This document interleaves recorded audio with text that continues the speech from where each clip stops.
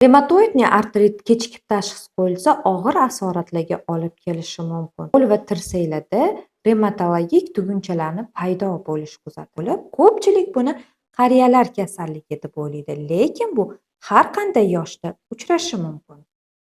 Assalomu alaykum aziz kuzatuvchilar. Men Tursunova Xulkarxon Rustam Hajjayevna, bolalar gematologi va kardiorematologi.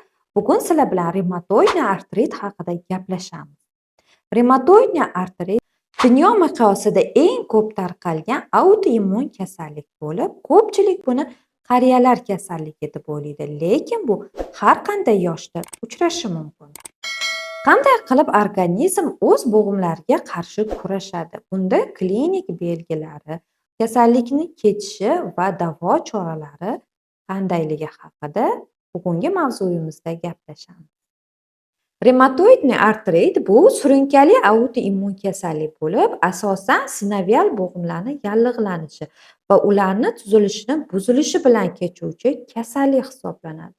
Unda immun tizimini o'z tana to'qimalariga hujum qilib, yallig'lanish jarayonini bosqichma-bosqich kuchayishi, bo'g'imlarni simmetrik zararlab, destruktiv o'zgarishlar va deformatsiyalar bilan xarakterlanadi.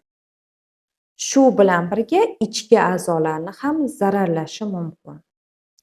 Reumatoidniy artritda aniq sabablari mavjud emas, lekin unga olib keluvchi bir nechta omillarni sanab o'tishimiz mumkin. Birinchisi bu genetik moyillik yoki immun tizimini noto'g'ri reaksiyasi, infeksiyalar, Epstein-Barr mononukleoz va gormonal o'zgarishlar. Bu asosan ayollarda kuzatiladi. Va albatta tashqi muhit ta'sirlari, bulardan stress, nosog'lom turmush tarzi va zaharli moddalar. Reumatoid artritda qanaqa klinik belgilar kuzatiladi? Xarakterli belgilardan biri bu ertalabki suyaklarni qotishi, ya'ni utrенний sklonus. Oldingi adabiyotlarda bu yarim soatdan oshiqroq deyiladi. Hozirgi ma'lumotlarga ko'ra 1 soatdan uzoqroq muddatda kuzatiladi. Ko'plab bo'g'imlarni simmetrik zararlanishi. Chunki bu holat autoimmun bo'lganligi sababli ular o'ng yoki chap bo'g'imlari deb ajratib o'tirmaydi. Shuning uchun ham simmetrik tarzda zararlanadi. Bo'g'imlardagi zararlanish hisobiga bo'g'imlarda shishish, og'riq va harakatni cheklanishi kuzatiladi. Bundan tashqari tana haroratini ko'tarilishi, vazn yo'qotish ham kuzatilishi mumkin.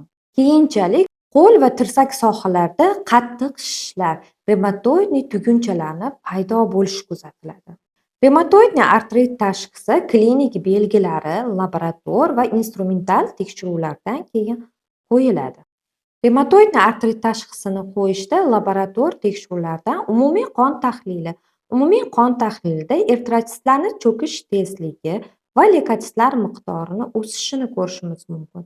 Bundan tashqari revmatologik markerlar, reumatoidniy faktor, C-reaktivniy oqsil va ATCP kerak bo'lgan holatlarda genetik tekshiruvlar ham o'tkazamiz. Instrumental tekshiruvlardan rentgen va MRT tekshiruvlarga asoslangan holatda bo'g'imlardagi o'zgarishlarni ko'rishimiz mumkin.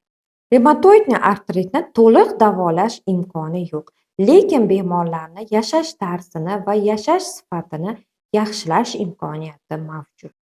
Reumatoidniy artritni davolashda bemori yashash tarzidan boshlaymiz, ya'ni zararli odatlardan voz kechish va zararli ishlarda ishlamaslikka tavsiya beramiz.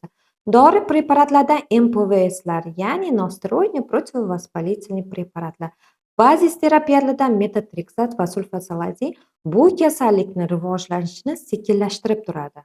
Biologik terapiya immun tizimini nazorat qiladi va albatta fizioterapiyadan foydalanamiz. Reumatoidniy artrit kechikib tashxis qo'yilsa, jiddiy oqibatlarga olib kelishi mumkin. Shunday ekan, agar sizda ham ertalabki bo'g'im qotishlari kuzatilsa, darhol revmatolog ko'rigiga murojaat qiling. Reumatoidniy artrit erta aniqlansa, yashash tarzi va sifatini yaxshilash mumkin va uni nazorat qilish mumkin. Video yoqqan bo'lsa bizga a'zo bo'ling va kuzatishda davom eting. Savoli paydo bo'lgan bo'lsa, izohlarda yozib qoldiring va keyingi videolarda albatta javob topasiz.